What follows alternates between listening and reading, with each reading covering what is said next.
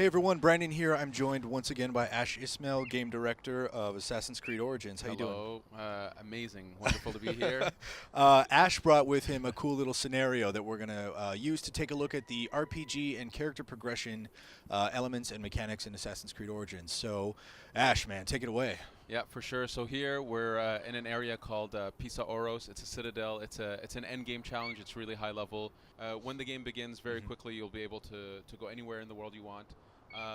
It might not be easy to be a level 1 inside the zone, but you can try it if you wish. So we're just going to show you what it's like, and then after that we'll go in with a more geared character, Cool. a Bayek that is more leveled up to show what it's like to take on these challenges with gear and abilities and so on. Awesome. Okay. So this is like high level. This is end game kind of stuff, right? Yeah, exactly. This specific citadel is a end game zone. Here we're just showing the gear that you would have as a level 1. Got it. So kind of a low level sword, a bow, a hunting bow. That's good for the early game, but it's going to be quite useless here. So you are fresh into this whole assassination thing. Like, you don't really have the equipment or the weapons that you would need to approach something like this. Exactly. Now the thing is, we don't block you off. Right. You're allowed to travel the world as you want. Here we are using Senu to scout out this challenge, and what we see here is those badges with the skulls in them, the red badges with the skulls. This kind of tells you the relative difficulty, that these guys are way out of your league. Oh, this is the danger button kind of thing. Exactly. Got it. So by scouting with Senu, we can see where the enemies are, but it's also advertising the fact that from a progression perspective, we're not even close. I see. Now, a couple of those I saw a crown over top of. What does that mean? Yeah, the crowns represent captains, commanders. These are people that traditionally will carry the better gear. Awesome. Okay. So by going after these targets, you can find equipment that is much stronger. Here, what we're going to show is you can still stealth, for sure. So what does it mean to stealth in an Assassin's Creed game when, RPG and your level matters? Right. So here we can see that we can actually sneak up to the guy. It doesn't say assassinate, it's a stealth attack, which is a hint to tell us that he won't die from this. I see, okay. So you still do damage. It's a way to kind of like as a first strike, if you will, in the fight. But you're not going to kill him, and you do go into combat with this guy. Having said that, not a good idea. As you can see here, we're doing very little damage to him, and he just rocked us. Yeah, so you were stunned and had nothing you could do.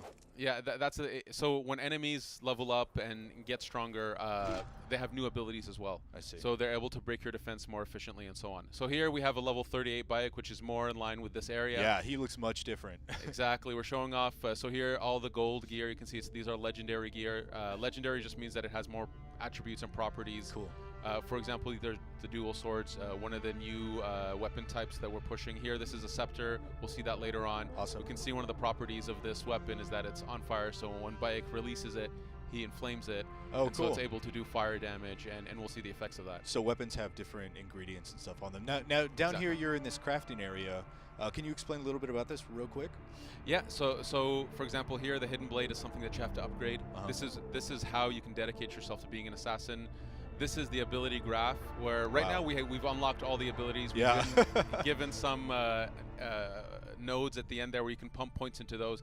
And the idea being that you can really craft the type of character you want. You can spread yourself out like this, or dedicate yourself where, let's say you want to pump points into that warrior ability at the end to do crazy damage at some point. If you want to min and max the game, we allow that. Awesome. Now I noticed it wasn't a straight skill tree. It was sort of a grid or a graph with like different lines around it. I mean, is that to make things easier for players to get to, or so you don't have to build into one thing specifically? Wow, look at that. So that's a skill as well, right? So that's a chain assassinate. So when you get a successful assassination, you can throw a knife to actually do a bunch more stealth damage. So that's an ability that's under the stealth part of the graph. Cool. So here we're showing off some of the abilities that you have with bows. There you were able to put a guy down pretty efficiently. The whole thing with the graph is that we wanted that all abilities were accessible very easily. So within 2 or 3 steps, you can pretty much access every single ability. It's really more about what kind of character do you want to craft, whether if you want to dedicate yourself to stealth or fight, or have a hybrid. I see. Here in this video, just to make it clear, because we are showing off a lot of fight abilities, we're showing off a lot of the new weapons, so the dual sword scepters. We have gone in guns blazing. Okay. Most definitely, you can play all of this stealth without ever being noticed. You can ghost this whole place if you wish. That's awesome. Yeah, exactly. I mean, that's one of the things you look at. You guys totally revamped the combat, and people look at it and think, well, this doesn't look like a normal Assassin's Creed game. But what you're seeing right now, this is just like hardcore combat where you go in and just chew everything up.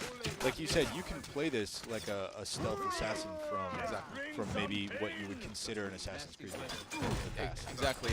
Any way of people playing the game, whether it's through stealth, whether it's a ranger playstyle with the bows, whether it's a fight style. We even have styles where it's more about manipulating the environment, manipulating the guards, taming animals to have them do your bidding. If that's awesome. the way you want to play the game, the way you want to take on a citadel like this, you can do that.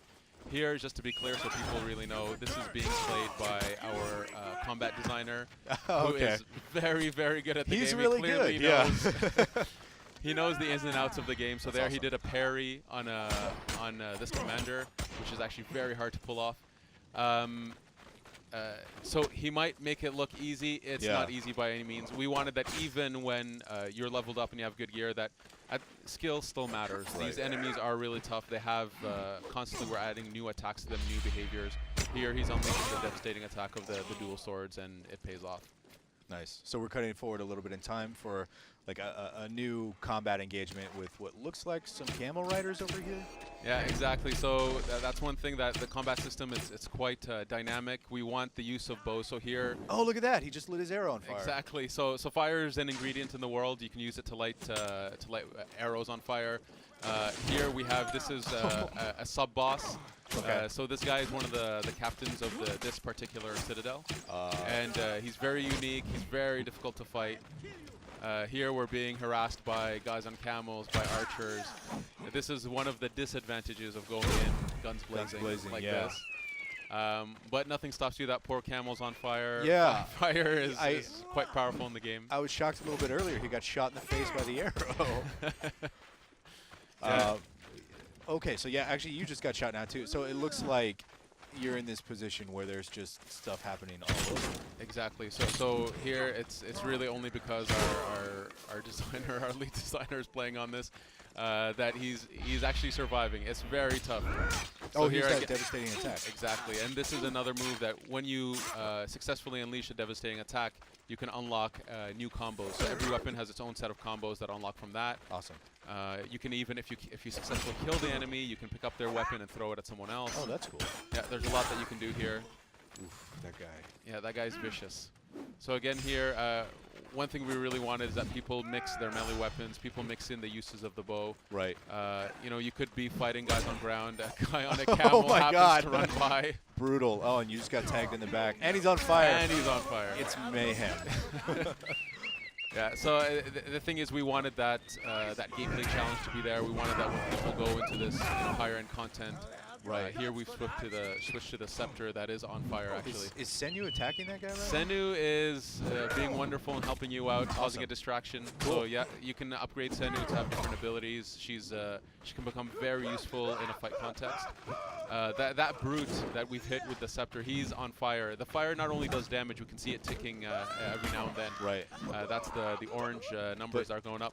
But it also causes him to be stunned. You know, he's trying to pad out the fire. So fire has a huge role to play in this combat system. It's not only extra damage over time, it's utility. Exactly. And this pole just looks so badass right now. Yeah, exactly. So here we're gonna Oh my god! Oh boy. Oh, that's brutal. Yeah, this guy is actually really hard to face. He's really tough. And again, he's making it look. Mark, our designer, is making it look pretty good. Yeah. Jeez, what is that thing? Yeah, so one thing to note is the previous weapon had the devastating attack. This weapon, the bar that's orange now that we've unleashed, it has what we call fury mode. So poorly timed. It's so very awesome. Poorly timed. Oh my god. So not only did he do damage, but he basically just ate up half of your fury mode. Yeah, exactly. So you still have to pay attention to when you unleash this kind of stuff. Yeah. In that particular case, the fury mode unleashes a new combo that does crazy damage. Yeah, it took him out pretty quickly right after that. Ashman, thank you so much for stopping by and showing us the RPG and character progression in Assassin's Creed Origins. If you're looking for more Assassin's Creed, we've had an entire month of coverage as IGN first. So be sure to check out go.ign.com/ACOrigins for all of our coverage. For much more as it comes, keep it right here on IGN.